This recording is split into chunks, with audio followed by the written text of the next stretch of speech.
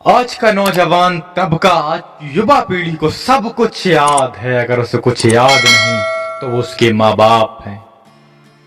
आज वो अपने माँ बाप को भुला बैठा है। वो माँ बाप ने उसे पैदा किया, उंगली पकड़कर चलना सिखाया, खाना पीना सिखाया, दौड़ना सिखाया, और आज वो जिस भी मकाम पर है उस मकाम तक पहुंचा दिया।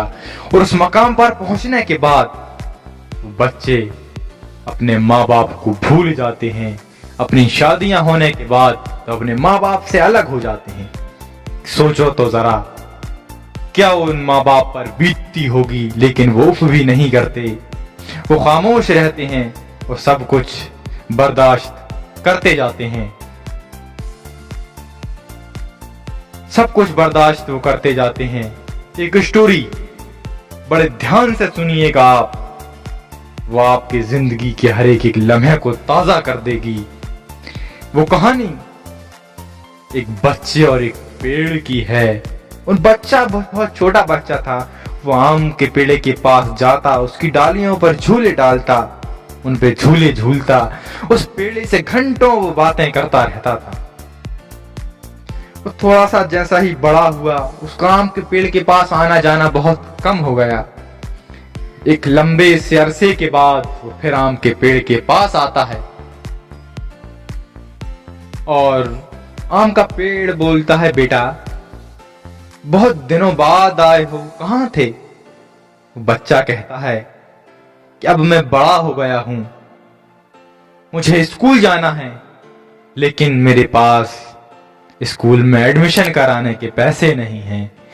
वो पेड़ कहता है, मेरे सारे आम तोड़ ले जाओ और इन्हें मार्केट में बेच देना।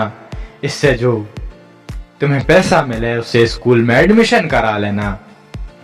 वो स्कूल में एडमिशन ले लेता है और एक बहुत लंबा अरसा गुजर जाता है, बहुत दिन गुजर जाते हैं। बहुत दिनों बाद जब वो जवान हो जाता है तब आम के पेड़ के पास आता है और आम का पेड़ से कहता है, मैं अब देखियो कितना बड़ा हो गया हूँ, मेरी नौकरी भी लग गई है, मेरी शादी भी हो गई है, मेरे 2 बच्चे भी हैं। लेकिन आम का पेड़ कहता है, बेटा मैं तुम्हारी क्या मदद कर सकता हूँ? वो बोला कि मेरे पास सब कुछ है लेकिन अब मेरा अपना खुद का घर नहीं है। तो वो पेड़ कहता है, मेरी डालियां काट ले जाओ, इनसे तुम अपना घर बना लेना। बिल्कुल बड़े ध्यान से सुनने वाली ये बात है कि जैसे हमारे माँ बाप की हमारे साथ हर कदम पर वो हमारी हेल्प करते हैं, उसी तरह से ये एक पेड़ और बच्चे की स्टोरी है। वो कहता है, मेरी डालियां काट ले जाओ, इनसे तुम अपना घर बना लेना। वो डालियां काट ले जाता है और एक बहुत दिन गुजर जाते हैं कि वो पेड़ वो उम्मीद छोड़ देता है कि बच्चा मेरे पास आएगा। बहुत दिनों बाद पेड़ के पास एक बुजुर्ग आते हैं और वो कहते हैं, आप पेड़ से कि तुम मुझे पहचाने तो होगे नहीं? वो बोला, नहीं। वो बोलते हैं कि मैं वही बच्चा हूं जो आपके साथ खेला करता था। लेकिन वो आम का पेड़ बड़ा मायूस होकर के कहता है कि लेकिन मेरे पास सब तुम्हें देने के लिए कुछ नहीं है। वो बुजुर्ग की आंखों में आंसू और वो पेड़ से कहते हैं कि मैं अब आपसे कुछ मांगने नहीं, आपके साथ खेलने, आपसे बातें करने के लिए आया हूँ। ये सुनकर कि वो बूढ़ा पेड़ में दोबारा से पत्तियां आ जाती हैं और वो हरा भरा हो जाता है। ये ठीक, इसको बिल्कुल अपने ऊपर इमेजिन करिए कि जैसे जैसे हम बड़े होते जाते हैं हमारे माँ बाप से दूरियां बढ़ती जाती हैं। हम जैसे जैसे बड़े होते जाते हैं हमारी माँ बाप से दूरियां बढ़ती जाती हैं और फिर हम माँ बाप को उन लोगों की वजह से छोड़ देते हैं कि जो कि 2-4 दिन की होती हैं। शादी करके हमारे घर जो आती हैं हम उनके लिए अपने माँ बाप को छोड़ देते हैं। मैं ये नहीं कह रहा कि आप उनके साथ गलत सलूक करो, लेकिन वो आपका अपना घर छोड़कर आती हैं, उनके साथ भी अच्छा सलूक, अच्छा बर्ताव रखिए आप। लेकिन आप अपने माँ बाप को भी मत भूलिए। लेकिन जब तुम्हारे साथ अच्छा वक्त होता है तो दुनिया तुम्हारे साथ होती है। तुम उस वक्त में अपने माँ बाप को छोड़ देते हो, लेकिन जब तुम्हारे साथ बुरा वक्त आता है तो माँ बाप फिर तुम्हारा साथ देने लगते हैं। एक ARY डिजिटल पाकिस्तान का चैनल है, उस पर एक शो आता था मकाफात अमल, मतलब जैसा करोगे वैसे दुनिया में ही देखोगे। उसकी एक बड़ी प्यारी सी स्टोरी याद आ रही है तो आपको जरूर सुनाऊं कि एक पिता जो कि हॉस्पिटल में चपरासी थे, बहुत मेहनत हॉस्पिटल में करते थे, अपना पैसा जोड़ते जाते थे और अपने बेटे को सपना था, ड्रीम थी कि अब मैं अपने बच्चे को डॉक्टर बनाऊंगा और आम इंसानियत की सेवा करवाऊंगा, खिदमत करवाऊंगा। बच्चे को पढ़ाते गए और जो उनका सपना था, जिस हॉस्पिटल में वो चपरासी थे, उसी हॉस्पिटल का सबसे बड़ा वो उनका बेटा डॉक्टर बना। उस बाप के क्या क्या सपने होंगे कि उसका फख्र से सीना चौड़ा हो रहा होगा कि मैं हॉस्पिटल में जाके सबको बताऊंगा कि इस हॉस्पिटल का सबसे बड़ा डॉक्टर मेरा बेटा है। लेकिन जब वो हॉस्पिटल जाता है, उसका बेटा उसे मिलता है तो वो कहता है, अब्बा यहाँ पर किसी को नहीं मालूम कि मैं आपका बेटा हूं, तो किसी को आप भी मत बताइए कि मैं आपका बेटा हूं। क्या उस बाप पर बीतती होगी, लेकिन वो खामोश रह जाता है।